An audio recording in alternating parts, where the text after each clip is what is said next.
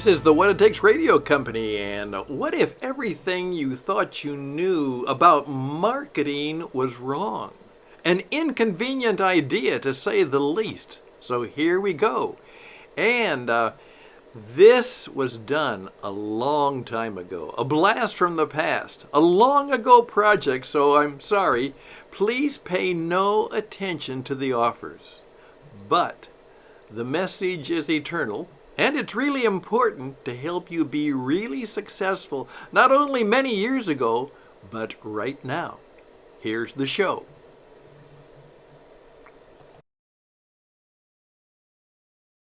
Hi, I'm Stan Hustad, and welcome back to The Marketing Life, and I'm your Marketing Life Coach. This little guy was given to me by my friend Jerry. It's something she uses to remind herself of a very important life principle. We'll assume that at one time he was Velvet, so we'll just call him Velvet. And today we're going to use him in our discussion not only just about how to market yourself, but more importantly, perhaps how to become real. Because if you are real, it really makes a difference in marketing you. That's coming up today on The Marketing Life Coach.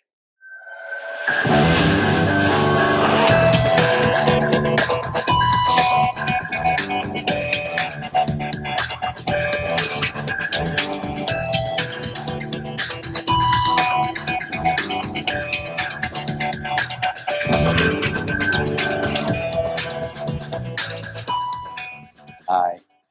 Welcome back. And I'm so glad that you're taking time. We're going to take about 20 minutes a day to hopefully talk about, perhaps think about, and perhaps you can shout back to me about a very important idea when it comes to marketing you. You know, one of the things that I have discovered is that people who truly make a difference in the lives of others, and that's what we're all about when we're marketing ourselves and trying to help others, is that it is often not the expertise that they have, but it's who they are and the wisdom that they have, which oftentimes makes a difference. Perhaps you remember our program last week where we interviewed Deb Newman. And Deb, a master marketer, said that I realized that if I was going to make a difference in the lives of my clients, from time to time I was going to have to be known as the expert. That's right, she had to be the expert. And then she had to let everybody, particularly in Minnesota, know a lot about her. Remember her slogan? She's here, she's there, she's everywhere. So being the expert, being very good at what you do, and being perhaps world-class in how you perform in what you do, that's all very important. But from time to time, I discover that it's not always that way for everybody. Sometimes people buy you for things that are far different from what you talk about and what you speak about. I one time encountered a man who simply said this: I work in the insurance and financial services business, but I think I've gained a great deal of wisdom in human events, human affairs, and perhaps many times they actually bring me into their company because I can help them with their human resource issues. Kind of an of counsel, kind of an adjunct instructor in that. And so I've been able to build my business not just by being an expert in what I do, but by gaining some wisdom and insight and some other things that people appreciate. What I have found is that the men and women who are really good at what they do also have a whole lot of interests. They're not boring. They're interesting. They're challenging people. The term which many people use is they're kind of Renaissance characters. Now, the word Renaissance, if you remember some of your history, was that a time when people emerged from the Dark Ages and they were interested in all kinds of things, science and art and music, and there was a flowering of learning and education, and the university system began to develop, particularly through Western Europe. I oftentimes discover that the people who really are enjoyed, people who are really attractive to many people, they have lots of interests. And so they come into people's lives and they come into their business, and they have a variety of talents and interests and abilities and wisdom that goes far above and beyond, whether it's the insurance and financial services they are marketing and selling, or even perhaps the trucks that they have, or whatever it is. They are people of wisdom. They are people who make people smile. They are people of a variety of interests.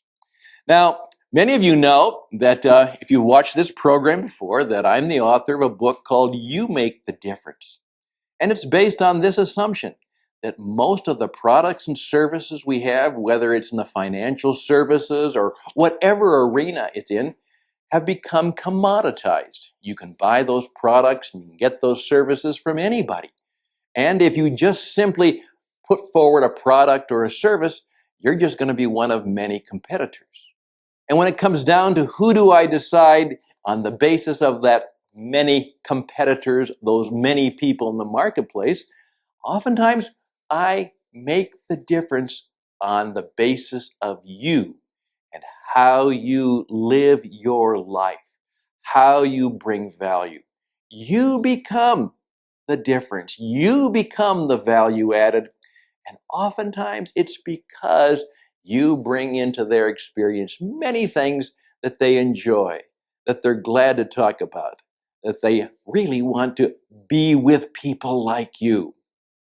I think of my friend Steve, who is a real expert. In fact, he even has a TV show on the outdoors. And so he oftentimes brings that experience and that wisdom and that love of the outdoors into his conversations with his clients. And that has attracted a circle of friends.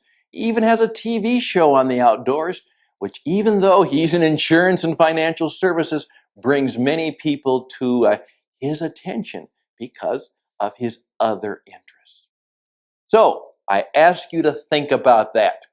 As we're thinking about ways to market you, how can you become not only a person of interest to people, but an interesting person? How can you truly find ways that you bring all kinds of other things into their life that they find enjoyable and useful and helpful, and they want to be with you? As I used to say on my radio program, just let that sit on your head for a while. I don't know what that means to you right now, but think about it. How can I be a person of many interests so that people truly want me in their life and their business because of the things I bring to them? Now, I think it also goes deeper. Right now, we are in difficult times. Just look around. Uh, the world is full of chaos. We're wondering whether we're going to go into a double dip recession. We're hoping things will get better. And in the midst of difficulties, oftentimes people are frozen. Right now, marketing you is really hard to do. It is. It is difficult to do. Many times people, because if they're fearful, they don't buy. If they're not sure of the future, they don't buy. If there's a lot of distrust in the marketplace, which is true today, they just don't buy. They have chosen to be frozen in place. And you are going to have to be the difference with your optimism, your energy, your personality, your intensity, your passion. In fact, you bring into people's lives things that they enjoy and find helpful, not just the product. Another good friend, Paul, he oftentimes says this when people say, "How are you?" With a smile, he says, "I'm happy." Isn't that, rather than "I'm fine," "I'm happy." He said, "Are you happy?"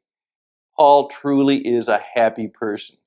And he literally grows his circle of friends and influence by a newsletter that has very little to do with his specialty, which is healthcare insurance, which, by the way, he's very good at. And he's a real expert at, and he's got some wisdom at, but he tells funny jokes. He makes people smile. He's pleasant to be with.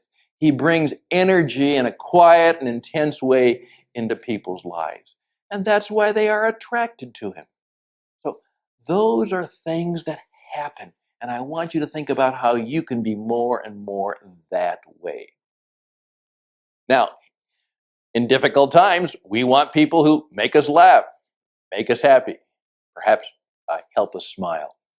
Now, what I want you to do, and we're just about halfway through the program right now, but I'm going to make you an offer, and hopefully this will help you. Right now, I want you, particularly if you're a NAIFA member, a National Association of Insurance and Financial Advisors, to know that they have honored me with naming me kind of a marketing coach. People will help you understand how to market the products and the services and certainly the company. But when it comes to marketing you, I am very thankful to the people there, and particularly to Diane Powers, who has asked me to serve as your marketing coach. And that's why she promotes these programs. So I'm very, very grateful for that opportunity to do that. Now, some time ago, we did a little video program on the 7 principles of marketing you. And it talks about personal performance marketing. Now, do you see the difference? It's personal and it's performance and it's marketing. And we did a little program on that. It's about 40 minutes, and that is going to be posted in the store. I think you'll find it very helpful. I would encourage you to learn the 7 principles of personal performance marketing. And we're going to make this a $5 special. That's right. Go to that program, and for $5, you can download it and watch it with as many people and as many friends as you want, as it introduces you not only to the good folks at NAIFA, but to the 7 principles of marketing you. And then our introductory program is sitting there. It's simply called The Marketing Life. And this is about a 45-minute program which attempts to help you think differently about marketing, that it truly is you that people buy. Someone said to me, Stan, when I went through sales training, they taught me how to sell the products. They taught me how to sell insurance and annuities and disability, and they taught me how to promote the company. But I one time asked the sales trainer, well, what about me? People are going to have to, connect with me. Can you teach me how to market me?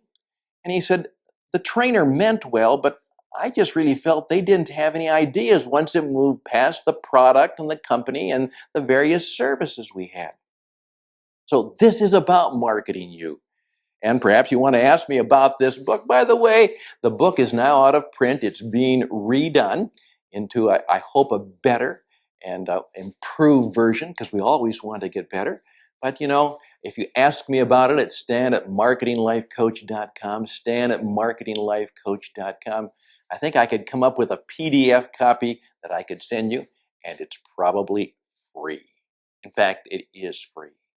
But our videos are usually $19.95, and I would love for you to watch the first one in the store called The Marketing Life.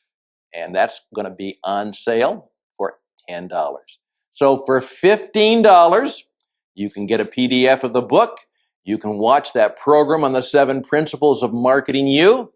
And for $10, you can begin to think in new ways about how you can live and be a member of our Marketing Life community. I think will make the difference in the new economy as things move forward.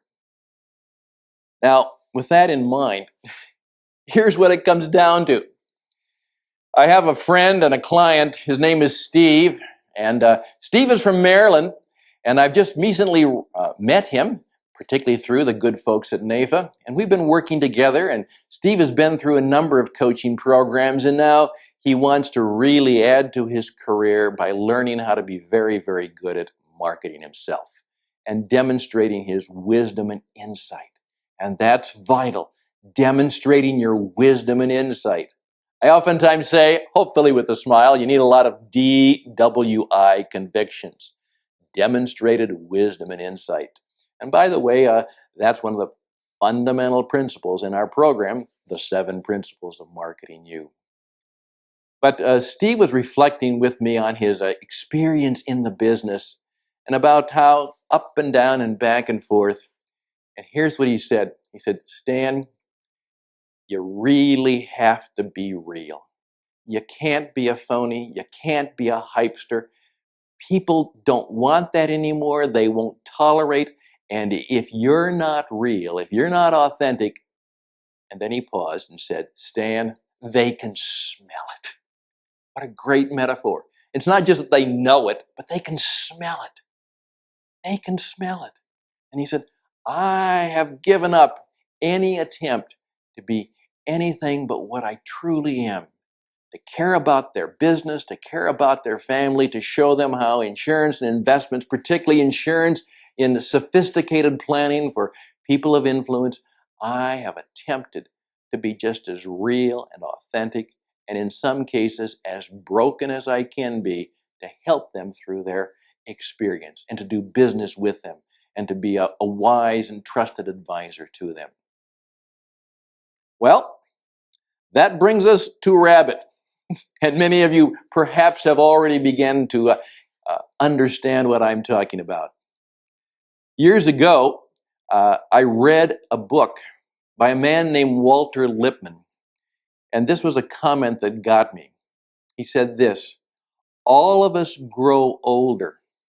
Unfortunately, many of us never grow up. Wow. I remember that really hitting me. All of us grow older, but unfortunately, many of us don't grow up.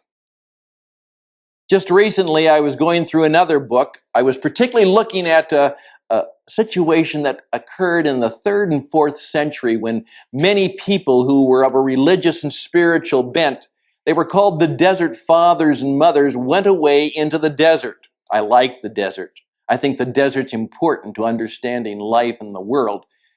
That's part of the reason we're here in beautiful Tucson, Arizona, right in the middle of the Sonora Desert. But here's what they said. They said, you know what? It takes a long time for a person to become a human being. Again, as I used to say on the radio, let that sit on your head for a while. It takes a long time for a person to become a real human being. And that's true. I have discovered that the person who has intensity and energy and cares for people and has wisdom, it takes a while for us all to really grow up and be the people we want to be and be of service to others, to have that wisdom and insight and helpfulness. And in many cases, to be so vulnerable and so open to others that we are real human beings. We understand that there's a lot of pain out there. We understand that adversity oftentimes is part of the plan. One man challenged me and said, if you don't suffer some in life, you'll probably be useless in life. Years ago, I remember reading a children's story to my children. I'm sure it's familiar to many of you. And it was simply called The Velveteen Rabbit. And it was about a rabbit, a child's rabbit that was beautiful and had all of the beautiful velvet covers. But here was the essence of the story. And Madeline Engel, a wise and wonderful woman, says, you know what? Finally, the rabbit was only useful to the children, or only helpful to the children as they played with it, as they hugged it, as they loved it. And finally, the rabbit became real. Not because the rabbit was beautiful and full of velvet. The rabbit became real because he had given up all of his beauty. He had lost an eye. He had been ripped. He had been torn. And his velvet was gone. But you know what? The children, he was real. Well, we don't have to go too long to understand the essence of the story. We're called to be real. And what I'm going to challenge you to think about, because right now, I get more hype. And in the midst of this difficult economic times, people are just sending me all kinds of messages. Most of them aren't true. They're full of hype and false hope. And they're claiming that they can do incredible things. It's almost as if they're claiming to be Superman and they can get super results. Most of us know that's not true. So my challenge to myself, and by the way, I'm trying to live up to it more and more, is Stan, just be real. Be more authentic. Be more connected to people. Care about them. Certainly have some intensity and energy, and sometimes I perhaps even overdo that, but I know that's important. But most importantly, care for people. Listen to them.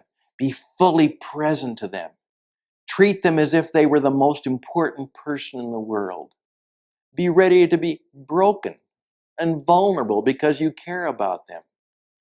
Don't be afraid of people taking advantage of you from time to time, because they will. Don't be afraid of helping people even though you know you may not have anything come back to you. Be real. Be really real. Be interesting. Be the kind of person that has many interests that you can share with people. They love to learn from you in a variety of ways. Be very deeply connected to your expertise. Be full of wisdom and insight, not only in what you do, but in many other things. And learn how to be a good marketer. Take it seriously. Be the very best at it. But please be open. Please be real. Perhaps some coaching or some mentoring or some thoughtfulness could help you do that. But if we're going to make a difference, if we're going to be master marketers, and if we're going to truly be useful to one another, I just simply ask us to go back to that wonderful quote. Please remember, it takes a long time to become a real human being, and that's what we want to be, real human beings for our clients and customers and colleagues and those we care about. That'll truly change the world. Be the change we want to be. And perhaps get yourself a rabbit, like my friend Jerry does, to remind you that the time has come, the time is now, to be real. And may it go really well for you. I'm Stan Hustad, your marketing life coach, wishing you all the best and blessings, and bye for now.